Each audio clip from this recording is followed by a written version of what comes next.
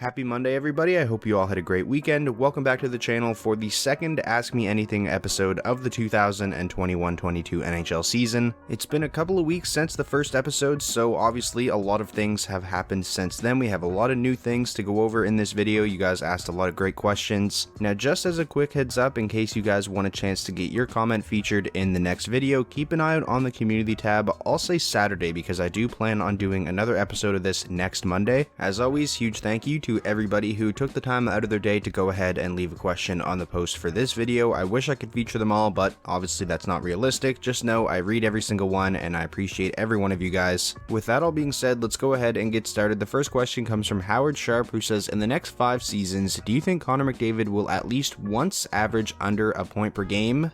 No, I definitely do not. I mean, think about Sidney Crosby. He still has yet to have a season in which he's averaged under a point per game. McDavid is only 24. In the next 5 seasons, at the end of that, he'll be, 29, almost 30, still in his prime. And it's crazy to even say this, but it seems like McDavid just keeps getting better. He had 105 points in the 56-game shortened season, and everybody said he only did that because of the Mickey Mouse Canadian division beating up on bad Canadian teams. Well, so far this season, with everything back to normal, he's got 22 points in 10 games, over a 2 point per game average. Just ridiculous. Connor McDavid is must-see TV right now. His goal against the Rangers the other night, I'm sure you've all seen it by now, just left me speechless. I mean, what can you even say about that? He's just insane. He's the best player on the planet, and it's not close, and I think you can already make a case that he's one of the best players to ever play. This next comment comes from Jake Spinelli, who says, what are your thoughts on the Metro Division, with every team having above a 500 record as of writing this comment? This comment's actually a couple of days old now, but as of today, every team is still above 500. The Penguins are last in the division with a record of 4-3-3. I mean, this is kind of what we all expected heading into the season. It's definitely what I expected. My video going into the season making my predictions for the Metro Division, I literally titled the video, "The Metro Division is Impossible to Predict." From top to bottom, it's the best division in the league. I don't think you can really make an argument against it. There's no bad teams in this division. Columbus, the team that most people thought was going to be the worst team in the division heading into the season, has looked fantastic. They're getting amazing goaltending. Rookies like Chinnikov and Sillinger, it feels like they kind of brought new life into that team. Patrick Laine is bouncing back and playing really well. It's going to be really fun to follow and watch this division as the season rolls along, because although there are 8 pretty solid teams in this division, only at most 5 can make the playoffs, and that's if they get both wildcard spots. Moving along now, this next comment comes from Surson1377, who says, do you think that Svechnikov is capable of winning any award this season, or is the competition in Ovechkin, Draisaitl, McDavid, and other good players just too much for him? Andrei Svechnikov is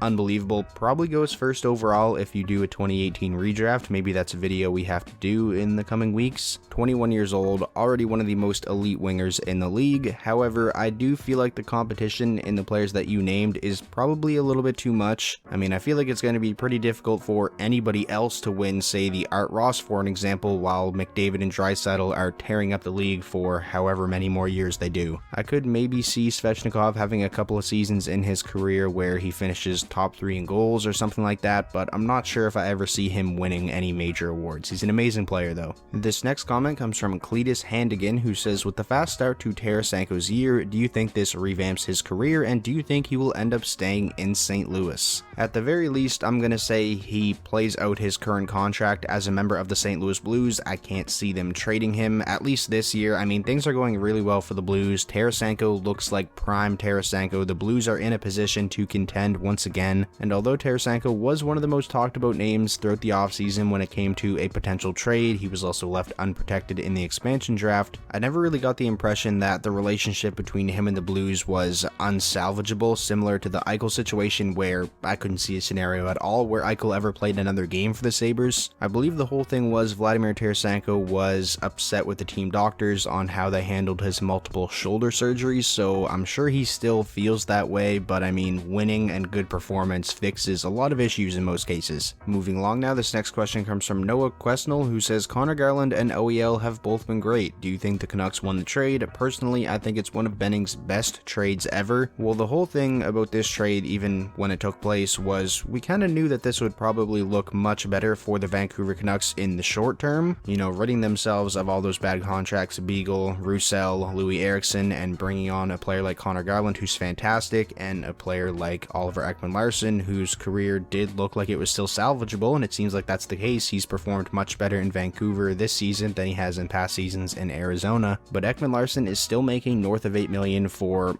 a long time, and although he has looked better, he's still not an $8 million defenseman, and I feel like 3-4 years from now, this is a contract that could become a big problem for the Vancouver Canucks. We'll see what happens, but yes, this trade definitely does look fantastic for the Canucks in the short term, but that's kind of what we all expected anyways. Next up, a question from Pump Up Hockey, who says, with the way the Calgary Flames have been playing, do you think they have a good chance to finish first in the Pacific Division on the road to 100k subs? Yes, if you're not subscribed already and you want more NHL content like this, hit the subscribe button. Calgary definitely has a chance with all the injuries Vegas has sustained. It seems like the race is going to be between the Calgary Flames and the Edmonton Oilers. Edmonton looks like a wagon right now, 9-1, but I could definitely see a scenario where Edmonton's goaltending cools off a little bit. Although Koskinen has been great to start the season, I'm not extremely confident that he can keep this up for the entire year. Mike Smith is very old. I'm still a skeptic of their goaltending situation, so if that cools off, I could definitely see a scenario where Calgary overtakes them in the standings. Moving on now, this question comes from Eli W, who says, is it alarming that guys like Point and Barzell haven't been putting up the point totals we are used to? Will they turn it around? To be honest, I don't think you should be alarmed whatsoever. We know how talented those guys are. We know eventually they're going to start putting up the points, and hey, maybe they're just having a down year. Even if they don't score at the pace we're used to for the entirety of the season, in all likelihood, they'll bounce back next season. Those two are the kinds of players where even if they're not putting up points, they're still impacting the game in a great way, drawing a ton of attention, and they're just the type of players that I would really never worry about. We know they're going to be fine. From Errol D. Kane, do you think Aaron Ekblad can win the Norris this year, even though it's early in the season? I definitely think he can at the very least be in the conversation for the Norris. I mean, he was one of the front runners last season before he went down with that leg injury. He looks unbelievable again to start this season. If the season ended today, I mean, he'd be in the conversation along with guys like Adam Fox, so I think there's a good chance of repeating. Roman Josi, although he's in Nashville, he is having a really good season. I think the Norris Trophy race is going to be pretty exciting this season, and I fully expect at this point Aaron Ekblad to be right in the thick of it. This next comment comes from Salty Wings, an Avs fan. Do you think Eichel can have a 100-point season next year and tear it up with Stone and Patches as line mates? Can he potentially lead Vegas to the promised land? 100 points for Eichel in Vegas, if he can be the player he was prior to his injury, I think is easily achievable. I mean, a couple of seasons ago in Buffalo, he was 10 points over a point per game. If he plays a full 82-game season, a full season on a line with players like Stone and Pacioretty, he's never played with those type of players before. 100 points, I think he can definitely do that, yes. Next up, from Canadian Batman, how long will Cole Caufield stay in the AHL? There was a lot of comments like this on the post. I'm gonna come right out and say I'm not one of those people who made fun of Cole Caufield for being sent down. I honestly think it was a smart move by the Montreal Canadiens to send him down. And as far as your question goes, I really think the answer is just until he starts completely dominating down there, he's probably going to stay down there. I mean, Montreal is not having a good season. It's still very early, but it doesn't seem like they're going to be in a playoff race or anything like that, so it's not like they need Cole Caufield's goal scoring ability and his goal scoring threat in the lineup right away. I think most importantly right now, you just worry about his development. He's not a player who you want to compromise just because you're desperate to make the playoffs or push for a playoff spot this year. He's in your long-term plans, and I think that's the most important thing right now for the Canadiens. This next comment comes from Hatrick Kane, another comment about a rookie being sent somewhere. Was it the right move for the Sharks to send William Eklund back to the SHL? This was one of the most liked comments on the post. This may be an unpopular opinion, but I'm actually going to go ahead and say yes, I do think it was the right move. Although William Eklund did produce in his 9 games, what did he have? 5 points, I think. He wasn't so good and so dominant as to where he, kind of forced the San Jose Sharks' hand to keep him over here in North America. He's still 18 years old, right? And when it comes to a player like that, you want to be very conservative because although he did start the season well, it's an 82-game season, something Eklund has never been through. You want to make sure he's ready for that, and maybe he was, but I don't think it's ever a problem to be extra safe with your prospects. And also, it pushes the first year of his ELC to next season, which I think is a pretty important thing to note there as well. From the Amazing Gamer 6736, could this year be Troy Terry's breakout year? He already has has 7 goals, 12 points in 10 games, and has looked amazing so far. As of the time I'm recording this, I think he's already up to 15 points now. He's on some crazy point streak. If he's ever going to have a breakout year, I mean,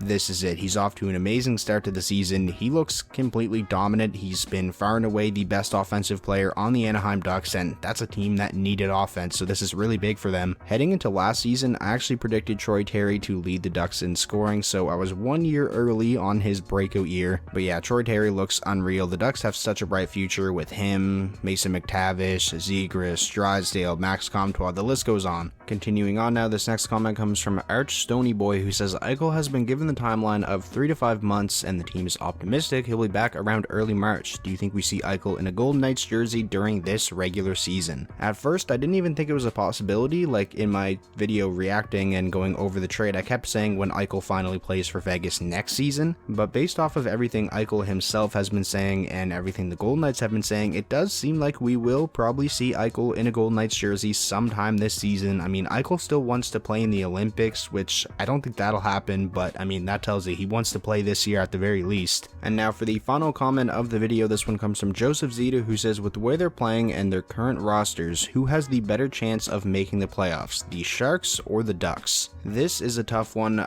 I'm gonna say the Sharks. Heading into the season, I had the Sharks pegged last place in this division, 1 spot behind the Ducks. My only reason for having the Sharks behind the Ducks heading into the year was goaltending. I believed in John Gibson much more than I believed in James Reimer and Adin Hill. But so far this season, I mean, Adin Hill and Reimer have been great. The Sharks are finally getting good goaltending for what it seems like the first time in a decade. I know it's not been that long, but at least the first time in 3-4 seasons. And I feel like if the goaltending keeps up, they have a better overall roster to win now than the Anaheim Ducks do. I still don't think it's great. I don't think this is a team that can make a deep playoff run or anything like that, but when you stack these two teams up against each other right now, they're both overachieving. I think the Sharks is probably a little bit more sustainable. So that is going to wrap up the second Ask Me Anything episode of the 2021-22 NHL season. I really hope you guys are all enjoying this series as much as I am. Like I said at the start of the video, there will be another episode next Monday, so keep an eye out on the community tab this weekend if you want to have a chance to have your question featured in the video. If you guys enjoyed this video, please be sure to leave it a like. That's the best way to show your support. Obviously, if you're new here, hit that subscribe button if you want more NHL content just like this, and I'll talk to you soon.